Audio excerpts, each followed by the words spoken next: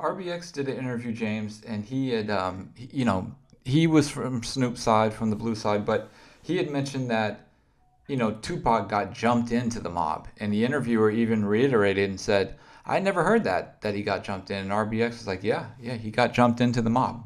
Can you explain your opinion on whether he did or didn't? And then can you give some kind of history about who can and who cannot jump somebody into a gang like that? Well, in our neighborhood, we didn't do that.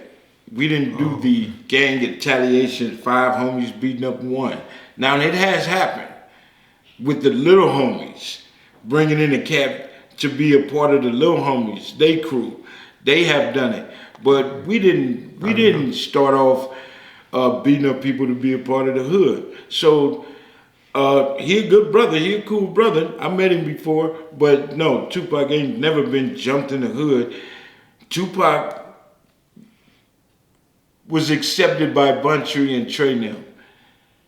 And that was all death row, which is fine. Handle y'all business, do y'all thing.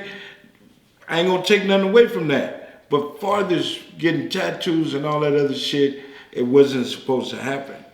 It wasn't supposed to happen like that. So the brother, whoever told him, was wrong. He'd never been jumped in the hood. He never came to the hood and got in the middle of nothing to be a part of our situation. Never happened. And would you consider, like, some people like say, well, he bought his way in the hood because he was making money off of it. I ain't gonna even say, you can't even say he bought his way in the hood because he didn't come through the hood like that. Exactly. When he came with Suge. He didn't come to the hood like, man, yeah, I want to be whoop de whoop whoop whoop. He didn't come to the hood and say, y'all gotta, man, how do I be down? Yeah. Let me ask you this. Do you consider Suge a mob member?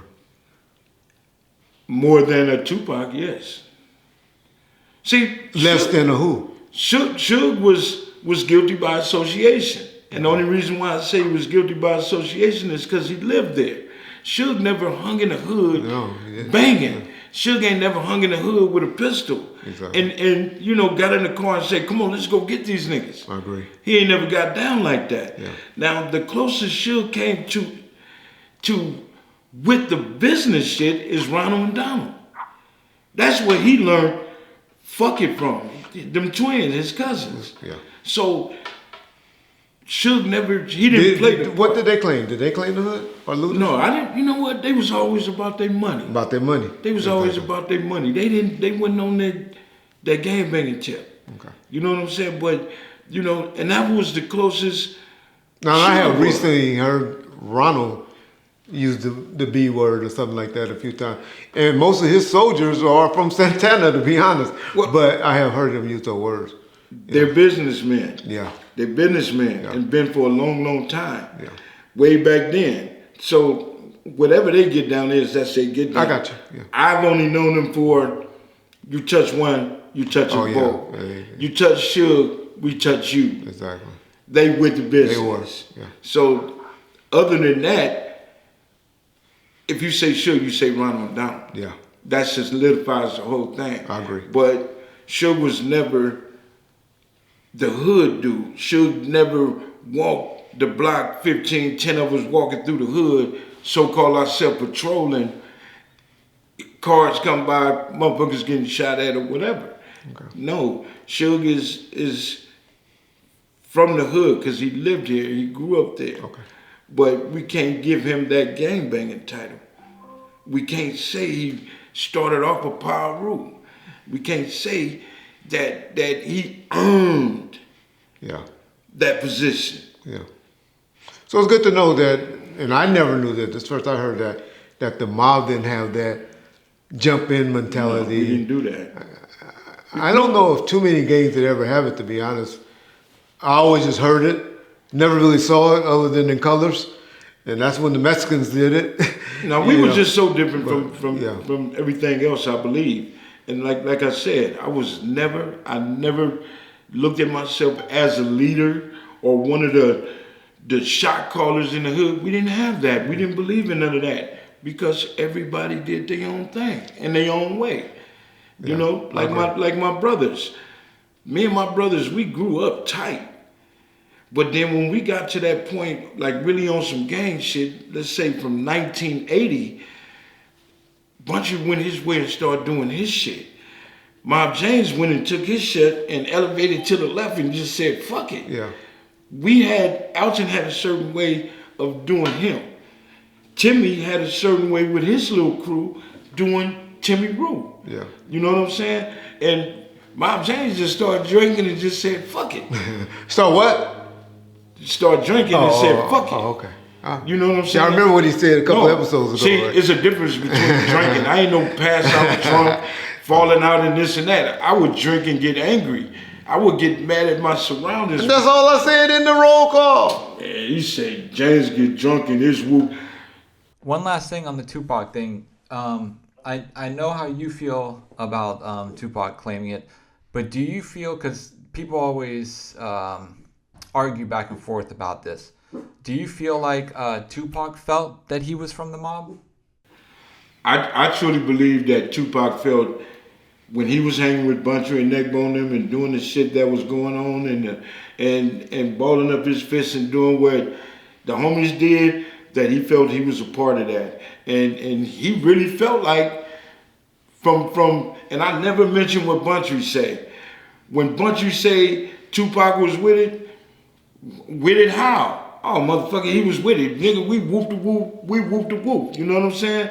On if you could read between the lines. So, yeah, he felt like he was a part of them. Yeah, he did. And his actions in the MGM, in my opinion, prove he felt that way. That's my opinion. Hey, John, because I know you're a historian and you're good with pictures and stuff like that, and I challenge any of you YouTube guys to our subscribers to send to me.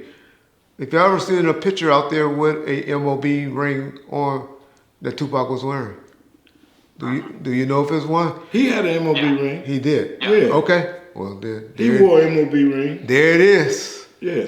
I knew the answer to that question, but there it is. I seen him in one. Okay. Yeah. It wasn't big as Suge's. None of our rings was bigger than Suge's. But Y'all didn't make as much money as Suge did.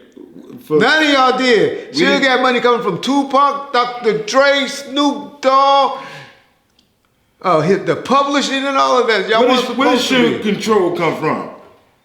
And this ain't talking about Suge. Suge Control and Suge situation. We have a hierarchy here. No, it ain't a hierarchy. If you come into I'm talking about with the money thing. I'm talking about the money thing. Oh yeah, the money is totally his. But I'm saying being fair with the niggas that you fucking with. Because those cats putting their life on the line. Half of the shit that most mob niggas did, you're putting your life on the line and could have sent them back to the penitentiary. Or penitentiary, yeah. Taking penitentiary. Exactly. Taking penitentiary chances. Ask Suge. I told Suge, you don't have to be a part of this. We'll take those chances. That's what we here for. Yeah. You don't have to be a part of this. And that's the only thing I know he regret. I should have kicked back and let him handle their business. But him himself had to prove that he was with it too. With those goddamn gorillas. Yeah. He couldn't step back and go bam because he didn't want now one of those to say, oh, nigga, you just stayed back. Woo, woo, woo, woo, woo. I got what you're saying. In fairness to Sugar, you know I went to school with him from elementary, junior high, and high school. Nigga always was a bully. Always was one. Because of, like you said, the cousins, Ronald and Donald. But let's not just say because he had the squad with him, because I always say, nigga had a squad. A lot of his downfall in the 2000s was because he lost that squad. But the squad that you and Biggie and whoever else want to take credit for bringing around, but I give mainly to you, Kevin Woods, K-Dub, and all of them, the squad that y'all brought to him in 90 or 89, all the way until 2001, 2002, nigga had a squad. And it was me. I think my Bob came, Baby Biggie, Lil Bryant, Kevin Woods, Showboat, Kenny. Yeah, rest in peace. Doo-Wop.